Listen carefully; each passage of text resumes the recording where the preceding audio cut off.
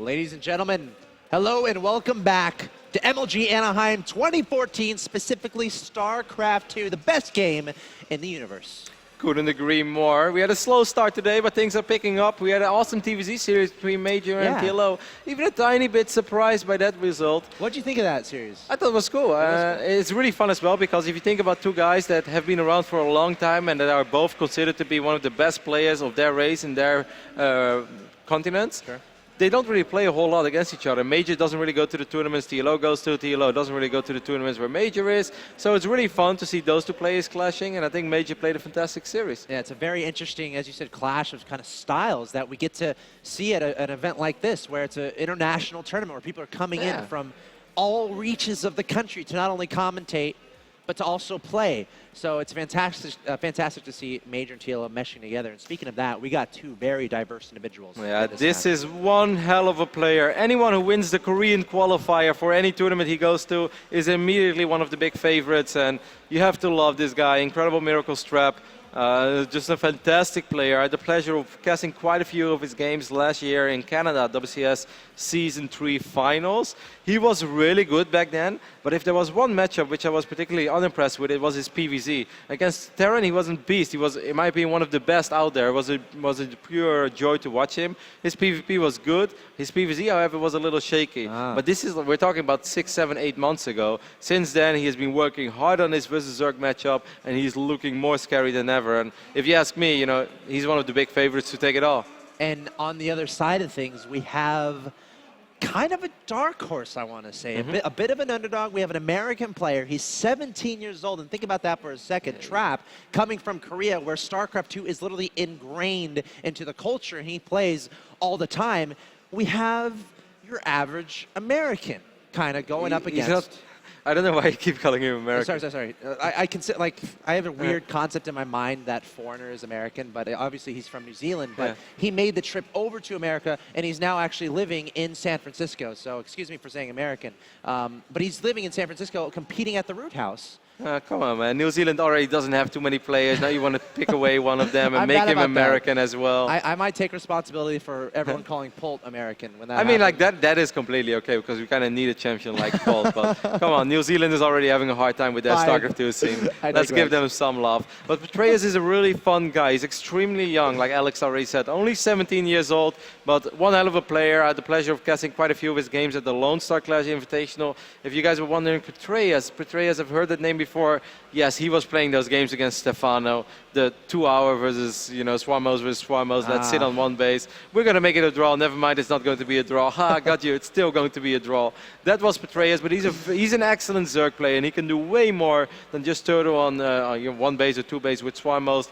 I had the unfortunate pleasure of running into him a few times on ladder. Well, it's not even funny when I play against him, Alex, so I'm really curious to see how well is he going to play against one of the best Korean Protoss players out there. This is going to be tasty, tasty treat. I think Petraeus is one of the best up-and-coming players we have in the entire world. So let's see what happens here. This is going to play a big part on the groups, on the momentum of not only the series, but the tournament as a whole. Let's go ahead and introduce the players, beginning with the player in the top left-hand location. He is your blue Protoss player, hailing from Korea. Give it up for Trap.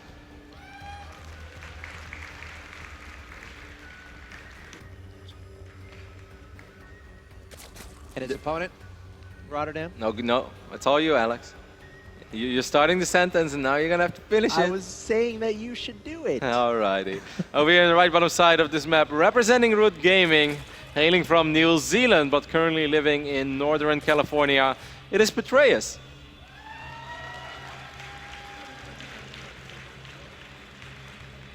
And Alex, you know I like to say this, things are already getting a little dicey as the pylon went down on the low ground. That probe went out immediately, and when the pylon goes down on the low ground and Protoss players this good send a worker out that early, there's only one reason. They want to cannon something if they can. However, over here on the right bottom side of the map, we can see that the spawning pool first has gone down for Petraeus, not taking any risk, perhaps even has done his homework. However, this could still be dangerous. We've seen crazy cannon rushes, especially the one with the two pylons, exactly where our observer... The drone getting pulled right away. Yeah. This is really a good play from both sides already. It's funny that we're getting excited over 2 workers cruising around, and we're not faking it, guys, because like if 2 buildings go down, you're literally looking at a completely different game. Absolutely. So it is really important that Petraeus sent out his drone, and it is important, you know, that Trap probably tried to go for it, but also didn't commit to something that wouldn't work anymore in the long run. Yeah, I think a heads-up move there from Petraeus to really keep a close eye on that probe. He might not be done yet. Looks like a probe back at the National is going to throw down that Nexus, so the threat of cannons likely going to be subsiding. The pylon in the Natural should be... Oh, there's some craftiness. How long can you block that? Trap doing a pretty good job in being as annoying as possible with his probe, making sure that no hatchery has gone down just yet. He will, of course, lose the 100 resources from the pylon, and he lost quite a few resources early on by sending his first probe to the left bottom, the second one to the right top side. However, I'm really excited to see how Petraeus is going to play this out. He knows that this was a Forge first. Oh, actually, he can't know for sure, but he's going to know sooner. This was a Forge first into a Nexus, which means later Gateway, later Cybernetics score, and probably Petraeus is going to stay gasless for a long time, trying to skyrocket his economy, and I can't wait to see where he takes it from there. More options to play a little bit greedy for Petraeus. Already has 3 hatcheries on the map to the 2 Nexuses from Trap. So both these players at this very moment playing very economic-minded. It makes a lot of sense, especially on a map like this. They are cross-positioned, so very far away from each other. So look out for a lot of drones from the Zerg. Oh, that little guy there on the left top side is very important. This is currently the only probe that's out on the map, and it's the only probe that will be out for a while without being detected, because, you know, with our Zerglings out, there's just not really a way that you can sneak a probe out. I'd be very surprised if he sends that probe all the way home, because that basically means from this point on, Trap has nothing other than what he's sitting on 2 bases, no map vision, and also he's not really able to put on any sort of gateway pressure whenever he wants. That's still a long way off, as we see the Cybernetics score is just finishing up, but I'm surprised. Most of the time, 9 out of 10 times, you try to keep your probe out on the map. Yeah. Either to drop violence, and you know, if it gets scouted, so be it, and at least your opponent is going to be paranoid, like, oh, why was that probe there? What does he want to do? And if it doesn't get scouted, well, then you can still warp in some gateway units, and that's always fantastic. Sure, it looks like he did get another probe out, but there's a Ling in hot pursuit at the bottom side of the map. Meanwhile, we have a Stargate going down from Trap. I kind of like that move. Love seeing Stargate play in PvZ, and it makes a lot of sense on a map like this. If you're not going for that gateway pressure, it's good to have that maneuverability on the map or a threat of something, and if you can get some Stargate units out, very mobile units can get some damage done. So let's see how secretive he stays with this Stargate, because a lot of players will hide it, maybe save up some stuff, and then go for a big attack. Other players might send an Oracle right across, might send a Phoenix right across, start getting some scouting information done. So something definitely to keep an eye on. Yep, it's going to be a little tricky for Petraeus to scout, but it is important that he sees the assimilators. He sees one is taken, he sees the other one is not taken yet. However, 3 assimilators at the 6-minute 40-second mark is still relatively quick. It is going to be an Oracle opening, so it would be lovely if somehow, some way Petraeus can scout this. He's dropping the Roach one. That's not necessarily the wrong answer, because it's always nice to have a Roach one regardless. He might play Roach, Hydra, Viper later on anyways. This one Zergling Scout is going to see this Nexus, and this is pretty important. And now I truly wonder what is going to be his response. Is he just going to stop building drones at 50-51 and make a ridiculous amount of units to cancel it, which is very risky, or is he just going to drone up even more and go up to 4 bases? It's hard to say. I mean, we talk about the map position again, and if you're trying to do a big push as a Zerg, it's going to take a while to get across the map, and that gives more time to the Protoss to defend a potential 3rd base. All right, well, he's going to cancel the Roach Warren after seeing the Oracle, realizing that the Oracle's flying in the 3rd base, by the way, as we can see right now. It's going to pick off a few drones. It's actually pretty annoying. This is more work than an Oracle is normally supposed to get done in this phase in the game. Getting 5, 6, maybe even 7 worker kills. This is pretty good. 6 it is. Yeah, 6 worker kills in total. That'll bring the income tab 51 to 47. And again, StarCraft 2, those workers are so important. If you newer players or you newer watchers of StarCraft 2 are looking for a way to really get a sense of who's ahead in StarCraft 2, a good thing to look at is that worker count. And if you're playing, the more workers you have, the more money you get. And the more money you get, the more stuff you can do. So Trap trying to kind of secure the momentum in his side of the field at this point in the game by going after the workers from Petraeus, nabbing 6, which is good, but not a game changer.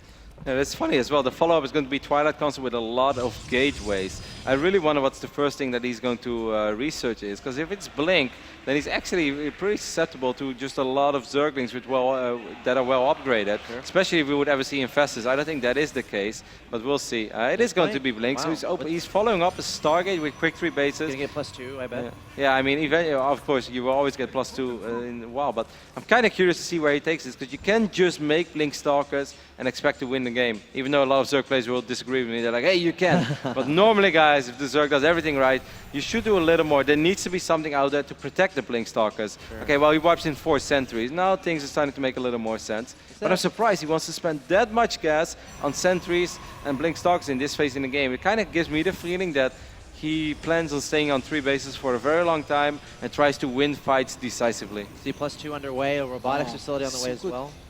Petraeus is researching pathogen glands, which is literally the best moment ever to research pathogen glands against the build that he's facing. It really seems like he has done his homework. Like, he's very, very well prepared. Also, the pool before hatch. I think he's been watching a few games of Trap, and he has an excellent read, because this is not a standard playstyle. What Petraeus is showing us right now is not the default build order, but it is absolutely the correct thing to do against what Trap is doing. Yeah, and to kind of explain that a little bit further, the fungal growth from the Infestors, that's like the great thing to have against Blink Stalkers, because the great thing about Blink Stalkers is they can blink. If you stop them from being able to blink with fungal, they can't blink. You're getting them in one position, and you're getting the trades you want. If you're letting the Blink Stalkers blink away, you're not getting optimal trades, and it's not as fun as if you get all that slimy green gloop all over them and then take those Stalkers out. It's a great feeling, too, when you do that. The only thing I'm a tiny bit worried about is that the drone count is currently 66. And normally you expect the Zerg play to have more workers than a Protoss for the majority of the game. That hasn't been the case. Trap has been completely uncontested in his super quick 3 bases. He's dropping so much stack right now. Look at this. A second robotics. Oh, then the Spire might actually be brilliant. Because, you know, what else is better against double Robo Colossus than Blink Stalkers? This actually could turn into a really sick macro game. And Petraeus, if there is one thing that really separates his ZVP from others, is he loves to tech switch. You know, he shows a few units, goes into Mudas, goes into something else, might go back to Mudalisk again. He just loves to tech switch while he's attacking. And it seems like this is going to be that type of game. And if the Zerg is very well experienced in that, he might be able to make it work. But Trap is a world-class Protoss player, so it's going to be hard. I just got a little bit of a chill because I saw that Warp Prism go to the bottom side of the map. That's what these Korean Protoss players are so good at, especially Trap, that multitasking ability. Meanwhile, we see some Lings trying to get some damage, or trying to be annoying at least, in his opponent's main, just outside his opponent's natural expansion. Not going to do much. But the drop play is about to begin, and Petraeus needs to see this. And if he can hold off, if he can limit the damage, it's going to be really good for him. But it's hard to do against a player like Trap. He's probably going to end up losing hatchery over here. A lot of Zealots with a lot of DPS. There are Queens on the way, but Petraeus has slacked a little bit on the creep spread. So these Queens are going to have a hard time making their way over in time. If they are here, Fungus will land. Is there a Queen to transfuse this hatchery? Oh, yes, the transfuse will land in time. And he's going to do it again, and he might be able to do it once or twice more. Wow. Close call there, Axel, but he was able to save the hatch. He did lose a lot of workers, though, but in the end of the day, you could say that this was worth it. And now we see Immortals on the production tab. I'm a little bit confused. I mean, Immortals are always fantastic. Immortal, Blink Stalker, Archon with Storm is good against every single unit out there from Zerg, other than Broodlords. Sure, I think a few to supplement. I think he knows about the Ultras. So you want the Immortals against the Ultras. And the Zealot's taking down the hatchery. Trap says you saved it once, you're not going to save it this time. Takes down the hatchery and the Queens, just not there in time. Meanwhile, Zealot trying to take down the spawning pool in the main, and it barely stays alive with 70 HP. During all this, though, it's so silly because like, when I play against Petraeus, I'm just terrified from start to finish. While Trav is playing this with so much confidence, he's just doing everything on his side of the map while throwing away units, and definitely for the greater good, as he was able to get a hatchery, he was able to almost get a spawning pool. He forced Petraeus to be defensive, and during all this, he's just going up to 4 bases. Trap is playing this very clean so far, and you know, these few Zerglings, that's not enough to really pose a serious threat on the other side of the map, because look at these units. You need a real army to deal with this. Yeah, he's trying to be optimistic. I mean, I like the idea of going for a counter, but Trap is a little bit too good for that to have any effect. Bringing his army down there and dealing with that just fine. Meanwhile, back home, 70 Harvesters with 12 more on the way, brings up to 82 for Petraeus, so staying very active. Also, we got a drop going on in the main. that should be cleaned up pretty quickly there, but I like how Trap is continually going for that drop play. I really like what we see here from Trap. This is so smart, guys. That's his second Ultralisk Cavern, by the way. I'm not sure if he lost his first one, but this is extremely smart by Trap. He knows that his army right now is good against every single unit out there other than Broodlords. So he's like, hey, if I'm on 4 bases, I have all the money in the world, why wouldn't I get my second Stargate? Why wouldn't I get a Fleet Beacon? So if you go Broodlords, well, I will have 5 Tempers or 3 Tempers in the blink of an eye. He's playing this matchup with a lot of confidence. He's playing it way better than 7-8 months ago, which obviously is logical, but it also just shows that these players, they can improve very quickly as well. And I think they're both reading each other pretty well too. We saw Petraeus go pretty quickly up to the Hive tech, pretty quickly getting all his available tech on the map, and I think Trap is kind of identifying that and doing similar things. So both these players very late game minded, and we see a little something there, a mothership. Yeah, that's kind of interesting. It was the first Ultralisk Cavern, by the way, but he already had an Ultra, so I guess he lost one of his Ultralisk Caverns to the Ultras. However, I'm sorry, to the Zealot Arrest. I have no idea what I'm saying. Yeah, we do see the Great Aspire go down, but with already 2 Stargates out there, it's going to be hard to, you know, really make Broodlords ever worth it. He could eventually get good upgrades, though, I guess, or something. I don't know. Maybe as a surprise. It's going to be very hard. From this point on, it's going to come down to army execution, and I'm not sure how much experience Petraeus has. He has played this very passive, so that gives me the idea that he wanted a game like this, but he's going to go up against the scariest of the scariest Protoss armies out there. It's going to be Colossus, a big mothership, probably some Tempest. There is Storm, Blink Stalkers, Immortals, you name it. Everything where Zerg nightmares are made of, basically. There's 8 sentries there, so you could actually hallucinate some more nightmares if he wants to. We'll keep an eye on that for sure. I mean, this is a lot of stuff to control for both players, and obviously they're very good, so they're certainly capable, but there's going to be so much stuff happening in the battle that's upcoming, it's going to be impossible to try to cover it all with the commentary. So just keep that in mind as these guys start attacking. They're going to be doing a million things at once, trying to piece together an optimal engagement for themselves. That Ultra died so quick without Chitinous Plating and without +3 armor. They're not very strong. That was like, that Ultra died as quick as the Zergling did. Either way, this is an absolutely terrifying Protoss army. There's a sick Protoss bank as well. For now, it seems like Petraeus is going to go for the counterattack, which I don't mind that much. But look, in a straight-up fight, I don't really see how he can fight this army. This army is not going to die against anything else than Broodlords. By the time there are Broodlords, of course, there will be Tempest eventually. 8 Overseers being morphed as well. The counterattack is doing a lot of damage, though, on the other side of the map. It is. The Nexus about to fall there. And, of course, Trap's army is across the map, and that means he has to get some damage done. Going to be surging towards that natural expansion, targeting down the Evo Chamber. And, yes, all the tech is there at the natural Great Aspire. See Ultra's Cavern. Better luck next time. And now Petraeus has to make a decision. Does he back up to engage this? Or does he continue with the base trade? I mean, he can kill this army. The sickest thing, the only way I think, oh my god, if the Mothership Core gets sniped, he can actually kill the Mothership. Okay, it's recall, but that also means that the army is trapped on the right bottom side of this map. I see what you did there. Trap's army is trapped. Yes, that's what you did there. We have the Protoss army that is apparently trapped, trying to get away, trying to find a way out. Spine crawlers are going to be in the way. He's trying to run. Oh, no, you're not going anywhere, says Petraeus, abducting with the Vipers, taking down the Colossi. Oh, my God. And this is how you take down the army. You isolate it. You break it apart. Immortal's getting bungled. And here comes Petraeus. Goodbye, Protoss. Wow. Petraeus cleaning up that army. Great display of skill there. Definitely. I mean, Trap had money in the bank, and he still has 4 bases. Basically, he has access to everything that he needs, so he's definitely not dead yet. Meanwhile, there are 2 Immortals. Did they actually kill the Hive? That is pretty ridiculous. I have no idea how those Immortals ended up in the main base. I guess he separated them from his army. So Petraeus is still in a dicey position. Despite killing like 70% of that army, Trap is so rich, and he's just going to replace those units with even stronger units.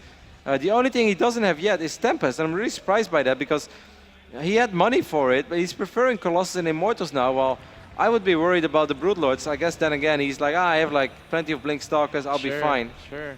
I mean, it's still anyone's game, I think. It's been an amazing game so far, and it's only going to get better. Resources lost is interesting. It's pretty much identical, 16,450 to 16,997, which is very, very rare at this stage in the game. We have an optimistic Nexus being placed down on Petraeus' side of the map. That's going to be dealt with very quickly with those Ultras. But as far as where we stand, Where does Petraeus kind of go from here, do you think? I think he's gonna have to turtle up again, man. I don't think it's super even. He has lost his entire tech tree. He has lost his main. He has lost his natural. He has lost his access to hive tech. His army is extremely weak off creep. If it gets caught off guard, it might actually get caught off guard here. It's the Stalkers and High Templars are getting closer and closer. Feedback is a very dangerous spell in this phase of the game.